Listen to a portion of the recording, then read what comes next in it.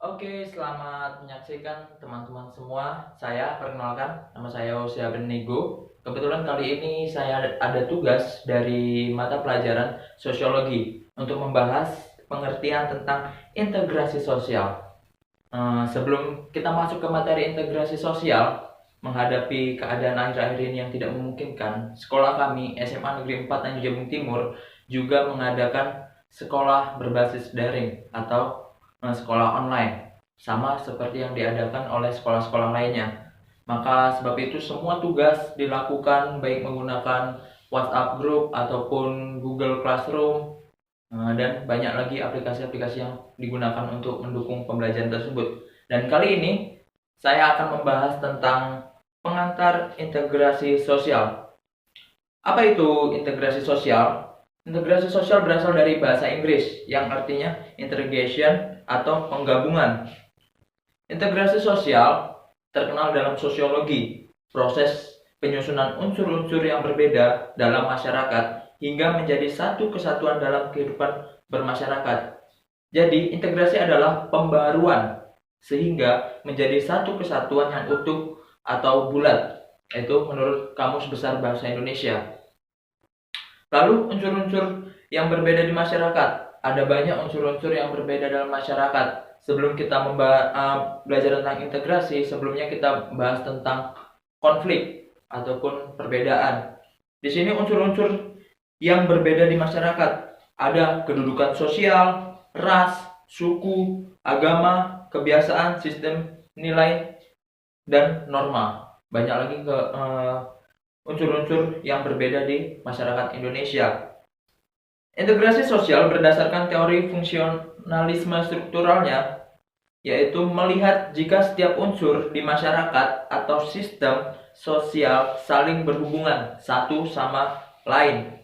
Setiap bagian yang dalam sistem sosial harus menjalankan fungsinya dengan baik agar tercipta integrasi sosial atau bahkan keseimbangan sosial, atau bahasa lainnya equilibrium. Lalu integrasi sosial dapat kita jumpai di mana saja? Mungkin masih banyak yang tidak mengerti apa itu integrasi sosial. Mari kita lihat lebih lanjut. Jadi integrasi sosial dapat membantu mencegah konflik sosial. Kenapa bisa demikian?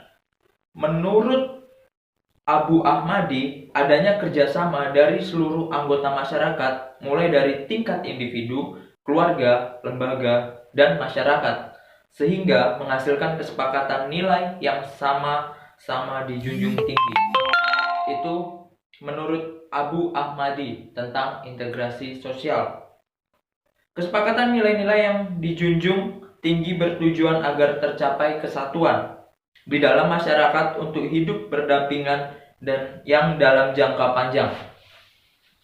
Contoh, integrasi sosial dalam lembaga pendidikan. Dalam kehidupan kita di sekolah juga terdapat integrasi sosial.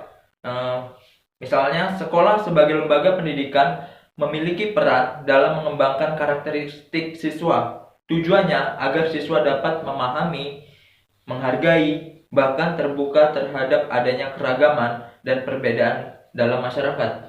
Jadi, dalam kehidupan lingkungan pendidikan ataupun sekolah, integrasi diterapkan agar semua siswa menghargai adanya perbedaan agama, ras, suku. Karena di setiap sekolah saya yakin tidak ada yang satu suku, tidak ada semua yang satu agama. Tentu kita berbeda-beda. Lalu contoh kedua, melalui penanaman nilai tersebut, siswa akan melakukan penyesuaian yang menghasilkan kesepakatan atau sepakat untuk menjunjung nilai-nilai yang sama.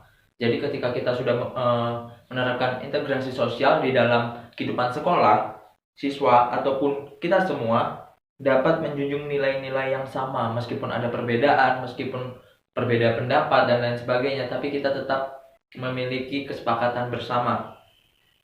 Lalu banyak sekali pengertian tentang integrasi dari tokoh-tokoh ternama lainnya, contohnya dari Abdul Shani, Mikhail Banton, dan lain sebagainya.